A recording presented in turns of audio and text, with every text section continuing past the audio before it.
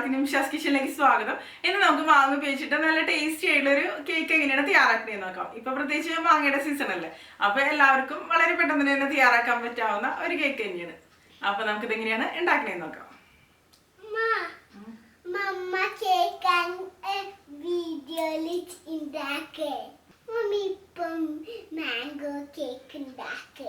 ഇപ്പൊ നമ്മൾ ഉണ്ടാക്കാൻ പോവാ.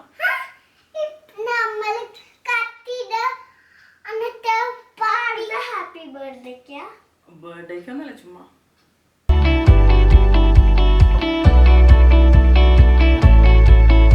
അപ്പൊ നമുക്ക് മാംഗോ കേക്ക് തയ്യാറാക്കാൻ തുടങ്ങാം. അതിന് വേണ്ടിയിട്ട് ഞാനിവിടെ നന്നായിട്ട് പഴുത്ത 2 മാങ്ങ എടുത്തിട്ടുണ്ട് കേട്ടോ. ഇതിപ്പോ ഒരു മീഡിയം സൈസിലുള്ള മാങ്ങയാണ്. വലുതാണെന്നുണ്ടെങ്കിൽ ഒരെണ്ണം മതി. ഇനി നമുക്ക് ഇതിന്റെ തോലിയൊക്കെ ഒന്ന് കളഞ്ഞെടുക്കാം. ഇതിന്റെ തൊലിയെല്ലാം കളഞ്ഞതിന് ശേഷം നമുക്കിത് ചെറിയ കഷ്ണങ്ങളായിട്ട് മുറിച്ചിട്ട് ഒരു മിക്സിയുടെ ജാറിലിട്ടിട്ട് നന്നായിട്ട് തന്നെ ഒന്ന് അടിച്ചെടുക്കാം. വെള്ളമൊന്നും ഒഴിക്കാതെ തന്നെയാണ് കേട്ടോ നമ്മളിത് ഒരു പേസ്റ്റ് ആക്കി എടുക്കണം. അപ്പൊ മാങ്ങ ഉപയോഗിക്കുമ്പോൾ അതായത് നല്ല ടേസ്റ്റുള്ള മാങ്ങ ഉപയോഗിക്കാം കേട്ടോ. അപ്പോഴായിരിക്കും മാംഗോ കേക്കും കഴിക്കാൻ തന്നെ ടേസ്റ്റ് ഉണ്ടാവുള്ളൂ. അപ്പൊ ഞാൻ ഇതൊക്കെ ഒന്ന് കട്ട് ചെയ്തെടുത്തതിന് ശേഷം കാണിക്കാം. ഇത് നമുക്ക് നന്നായിട്ട് തന്നെ ഒന്ന് അടിച്ചെടുക്കാം. ഇപ്പോൾ ഞാനിത് അടിച്ചെടുത്തിട്ടുണ്ട് കേട്ടോ. കണ്ടില്ലേ, ഇതുപോലെ ഇരിക്കണം. അത്യാവശ്യം തിക്കായിട്ട് തന്നെ കണ്ടില്ലേ, ഈ ഒരു രീതിയിൽ ഇരിക്കണം, തിക്കായിട്ട്. പിന്നെ ഇപ്പോൾ നമ്മൾ ഉപയോഗിക്കണ മാങ്ങ ഉണ്ടല്ലോ, അത് ഒരുപാട് നാരുള്ള മാങ്ങ, അതായത് നാരുള്ള മാങ്ങയൊക്കെ ഉണ്ടാവുമല്ലോ ചില മാങ്ങകൾ. അപ്പോൾ അങ്ങനെ നാരുള്ള മാങ്ങയാണെന്നുണ്ടെങ്കിൽ ഇതൊന്ന് അരിച്ചെടുക്കാം കേട്ടോ. അതുപോലെ നമ്മൾ മാങ്ങ കട്ട് ചെയ്തെടുക്കുന്ന സമയത്ത് ഒന്ന് ടേസ്റ്റ് ചെയ്ത് നോക്കാം കേട്ടോ, നല്ല മധുരം ഉണ്ടോന്നൊക്കെ. ഇതിനിപ്പോൾ അത്യാവശ്യം മധുരം ഉണ്ട്. ഇനി ഇത് മാറ്റി വയ്ക്കാം. ഇനി നമുക്ക് 1/2 കപ്പ് തൈര് എടുക്കാം കേട്ടോ. തൈര് എടുക്കുമ്പോൾ, തൈര് എന്നല്ല, ഇതിലിപ്പോൾ ഏത് ഇൻഗ്രീഡിയൻസ് എടുക്കണമെന്നുണ്ടെങ്കിൽ റൂം ടെമ്പറേച്ചറിലുള്ളത് തന്നെ എടുക്കാം കേട്ടോ. ഈ 1/2 കപ്പ് തൈര് നമുക്ക് ഈ പാത്രത്തിലേക്ക് ഇട്ട് കൊടുക്കാം. അതിനുശേഷം നമുക്ക് ഈ തൈരിൻ്റെ കട്ടകളൊക്കെ ഒന്ന് ഇതുപോലെ മാറ്റിയെടുക്കാം കേട്ടോ. തൈരിന് തണുപ്പുണ്ട്. നമ്മളിപ്പോൾ ഫ്രിഡ്ജിൽ നിന്ന് എടുത്ത തൈരാണെന്നുണ്ടെങ്കിൽ കുറച്ച് സമയം കഴിഞ്ഞതിന് ശേഷം ഉണ്ടാക്കിയാൽ മതി, തണുപ്പൊന്ന് മാറിയതിന് ശേഷം. ഇപ്പോൾ ഇതിൻ്റെ കട്ടകളൊക്കെ ഒന്ന് മാറിയിട്ടുണ്ട്. ഇനി നമുക്ക് ബാക്കിയുള്ള ചേരുവകളൊക്കെ ഇതിലേക്ക് ചേർത്ത് കൊടുക്കാം. ഇനി നമുക്ക് ഇതിലേക്ക് 1/2 കപ്പ് പൊടിച്ച പഞ്ചസാര ചേർക്കാം കേട്ടോ. ഞാനിപ്പോൾ ഇതിൽ പറയണ മെഷർമെൻറ്റ് കപ്പിൻ്റെ അളവെന്ന് പറയുന്നത് 250 ml കപ്പാണ് 1 കപ്പായിട്ട് എടുക്കുന്നത്. അപ്പോൾ അതിൻ്റെ പകുതി 1/2 കപ്പ്. സാധാരണ പഞ്ചസാര മിക്സിയുടെ ജാറിലിട്ടിട്ട് പൊടിച്ചെടുത്തതാണ്. ഇനി നമുക്ക് ഇതിലേക്ക് 1/3 കപ്പ് ഓയിൽ ഒഴിച്ചു കൊടുക്കുക. ഇതിപ്പോൾ വെജിറ്റബിൾ ഓയിലാണ് കേട്ടോ. വെളിച്ചെണ്ണ ഒന്നും ഉപയോഗിക്കരുത്. ഓയിൽ അല്ലെങ്കിൽ നിങ്ങൾക്ക് ബട്ടർ ഉപയോഗിക്കാം. ഇനി നമുക്ക് ഇതിലേക്ക് ഫ്ലേവറിന് വേണ്ടിയിട്ട് എസെൻസ് ചേർത്ത് കൊടുക്കാം കേട്ടോ. നിങ്ങൾക്ക് ഒന്നില്ല എന്നുണ്ടെങ്കിൽ വാനില എസെൻസ് ചേർക്കാം, അല്ലാന്നുണ്ടെങ്കിൽ മാംഗോ എസെൻസ് ഉണ്ടെന്നുണ്ടെങ്കിൽ അതാണെങ്കിലും ചേർത്ത് കൊടുക്കുക. 1 ടീസ്പൂൺ അളവിൽ മതി കേട്ടോ. എസെൻസ് ഒരുപാട് അളവ് കൂടരുത്. ഇപ്പോൾ എസെൻസ് ഒന്നും കയ്യിലില്ല എന്നുണ്ടെങ്കിൽ നിങ്ങൾക്ക് ഏലക്കാപ്പൊടി ഉണ്ടല്ലോ, അതായാലും ചേർക്കാം. പക്ഷേ എസെൻസ് ചേർക്കുമ്പോഴായിരിക്കും കുറച്ചും കൂടി ഒന്നും കൂടി ഫ്ലേവർ കൂടാം.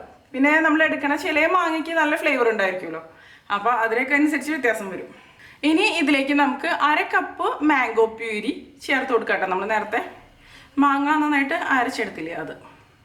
ഇനി നമുക്ക് ഈ വെറ്റ് ഇൻഗ്രീഡിയൻസ് എല്ലാം കൂടി ഇതുപോലെ നന്നായിട്ട് തന്നെ ഒന്ന് മിക്സ് ചെയ്ത് കൊടുക്കാം കേട്ടോ.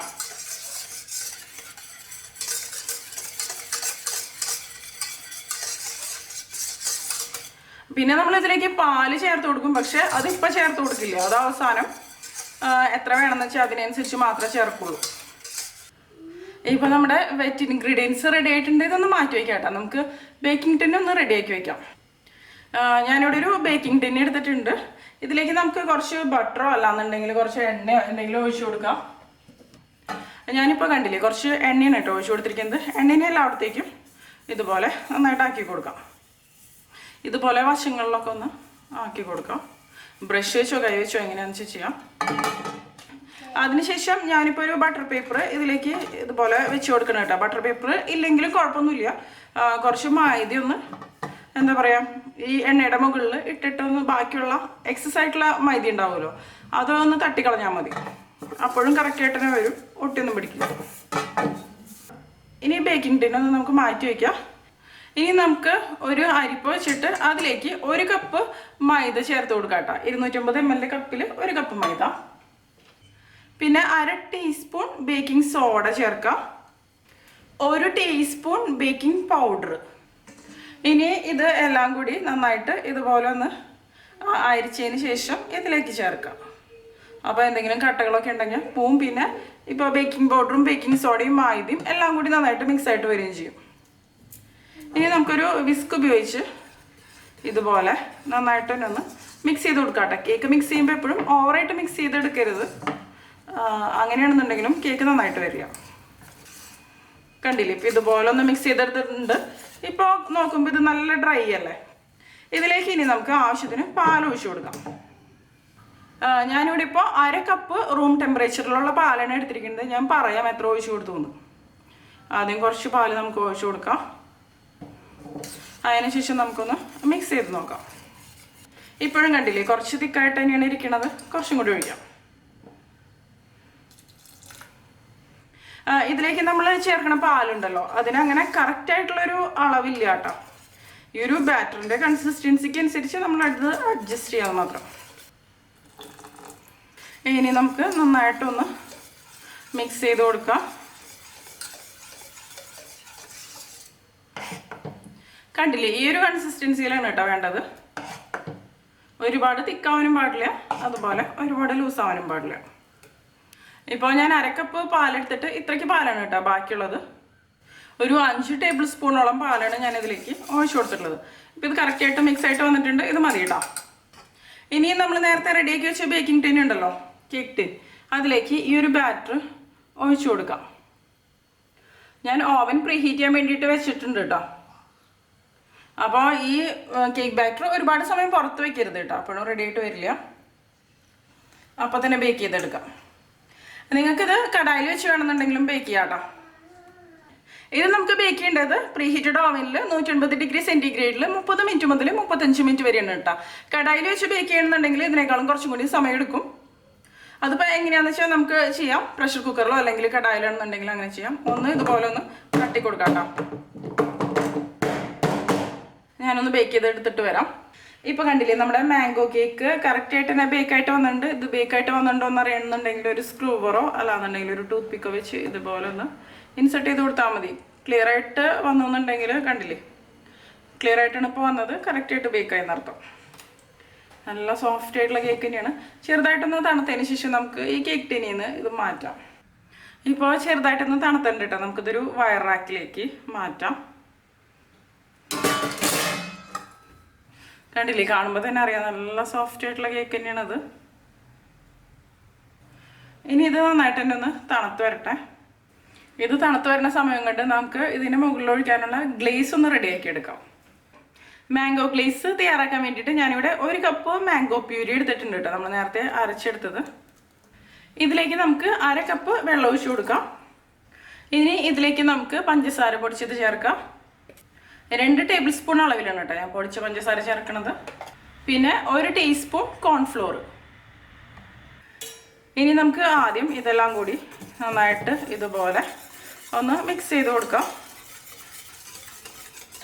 കട്ടകളൊന്നും ഇല്ലാതെ തന്നെ എടുക്കാം കേട്ടോ. ഇനി ഞാനിപ്പോൾ ഫ്ലെയിം ഓൺ ചെയ്ത് കൊടുത്തിട്ടുണ്ട്. ഫ്ലെയിം ഓൺ ചെയ്ത് കൊടുത്തതിന് ശേഷം ഇതുപോലെ ഒന്ന് ഇളക്കി കൊടുക്കാം കേട്ടോ. ഒരു മീഡിയം ഫ്ലെയിമിൽ വെച്ച് കൊടുക്കാം. അതിനുശേഷം കട്ടകളൊന്നും ഇല്ലാതെ തന്നെ കുറച്ച് സമയം നമുക്ക് ഇതുപോലെ ഒന്ന് ഇളക്കി കൊടുക്കാം. നമ്മളിതിലേക്ക് ചേർത്ത ഈ കോൺഫ്ലോർ ഉണ്ടല്ലോ, അതൊന്ന് കുക്കായിട്ട് വരണം. അതോടൊപ്പം ഈ ഒരു മിക്സ് ഉണ്ടല്ലോ, അതൊന്ന് തിക്കായിട്ടും വരണം. ഒരുപാട് തിക്കാവരുത്. എനിക്ക് മാംഗോ ഗ്ലേസിന് മധുരം കുറച്ച് കുറവായിട്ടാണ് തോന്നുന്നത് കേട്ടോ. ഞാനൊരു 2-3 ടേബിൾ സ്പൂണും കൂടി മധുരം ചേർത്തിട്ട് നമ്മൾ എടുക്കണ മാങ്ങയ്ക്ക് അനുസരിച്ച് കേട്ടോ. അത്യാവശ്യം നന്നായിട്ട് മധുരം വേണം അതിന്.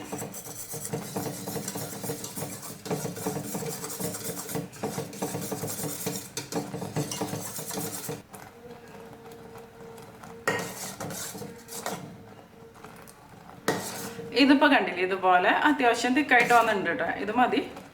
ഞാനിനിപ്പോൾ ഫ്ലെയിം ഓഫ് ചെയ്ത് കൊടുക്കുകയാണ്. ഇനി ഇത് നന്നായിട്ട് തണുത്ത് വരട്ടെ കേട്ടോ. അതിനുശേഷമാണ് നമ്മളിത് കേക്കിൻ്റെ മുകളിൽ ഒഴിച്ചു കൊടുക്കുള്ളൂ. ഇപ്പോൾ കണ്ടില്ലേ, നമ്മുടെ കേക്ക് തണുത്ത് വന്നിട്ടുണ്ട് കേട്ടോ. നല്ല സോഫ്റ്റ് ആയിട്ടുള്ള കേക്ക് തന്നെയാണിത്. ഇനി നമുക്ക് ഇതിൻ്റെ മുകളിൽ നമ്മൾ തയ്യാറാക്കി വെച്ച മാംഗോ ഗ്ലേസ് ഒഴിച്ചു കൊടുക്കാം. ഈ മാംഗോ ഗ്ലേസിന് ഇപ്പോൾ അത്യാവശ്യം ചെറിയ ചൂടുണ്ട് കേട്ടോ, അത് കുഴപ്പമില്ല.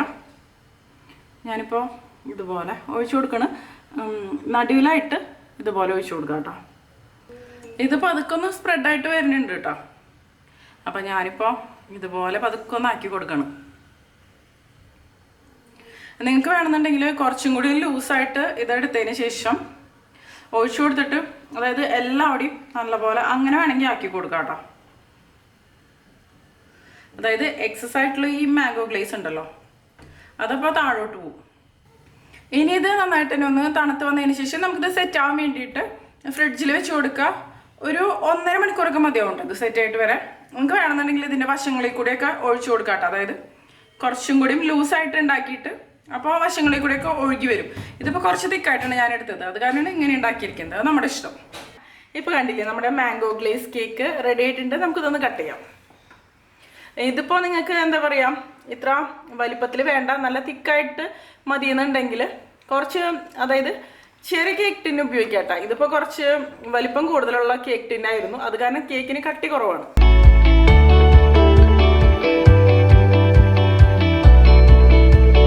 നല്ല സോഫ്റ്റ് ആയിട്ട് തന്നെയാണ് ഇരിക്കുന്നത് കേട്ടോ.